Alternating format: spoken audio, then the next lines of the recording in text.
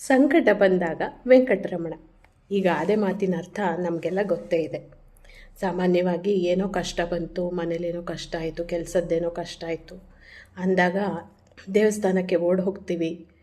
ಎಲ್ಲರೂ ಹಾಗೆ ಮಾಡ್ತೀವಿ. ಎಷ್ಟೋ ಸಲ ವಿಶೇಷ ಪೂಜೆ ಕೊಡೋದಾಗಲಿ, ಏನೋ ಕಾಣಿಕೆ ಹಾಕೋದಾಗಲಿ, ಹರಿಸ್ಕೊಳ್ಳೋದಾಗಲಿ ಎಲ್ಲ ಶುರುವಾಗುತ್ತೆ. ಹೀಗೆ ಈ ಗಾದೆ ಮಾತು ಇದಕ್ಕೆ ಮಾತ್ರ ಸೀಮಿತವಾಗದೆ ನನಗನ್ಸೋ ಪ್ರಕಾರ ಇದಕ್ಕಿನ್ನೂ ದೊಡ್ಡ ಅರ್ಥ ಇದೆ. ನಮ್ಮ ನೆಂಟರಿಷ್ಟ್ರು ಇರ್ಬೋದು, ಫ್ರೆಂಡ್ಸ್ ಇರ್ಬೋದು, ನಾವಾಗಿರಬಹುದು, ಅವರಾಗಿರಬಹುದು. ಇವರಿಂದ ನನಗೇನು ಸಹಾಯ ಆಗುತ್ತೆ ಅಂತ ಯೋಚಿಸಿ ಆವಾಗ ಮಾತ್ರ ನಮ್ಮ ಹತ್ರ ಬರೋರನ್ನ ನಾವು ಹತ್ರ ಸೇರಿಸ್ಬಾರ್ದು, ನಾವು ಆ ಥರ ಮಾಡಬಾರ್ದು. ಇವ್ರು ಆ ಡಿಪಾರ್ಟ್ಮೆಂಟಲ್ಲಿದ್ದಾರೆ, ನನಗೆ ಈ ಹೆಲ್ಪ್ಗೆ ಅವರು ಸರಿ ಹೋಗ್ತಾರೆ ಅಂತ ನಾವು ಅವ್ರ ಹತ್ರ ಹೋಗೋದು ತಪ್ಪಾಗಿರುತ್ತೆ.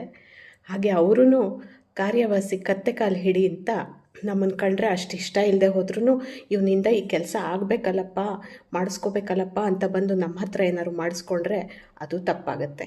ಇದು ಸರಿಯಾದ ಫ್ರೆಂಡ್ಶಿಪ್ಪು ಅಲ್ಲ, ನೆಂಟಸ್ತಿಗೆನೂ ಅಲ್ಲ.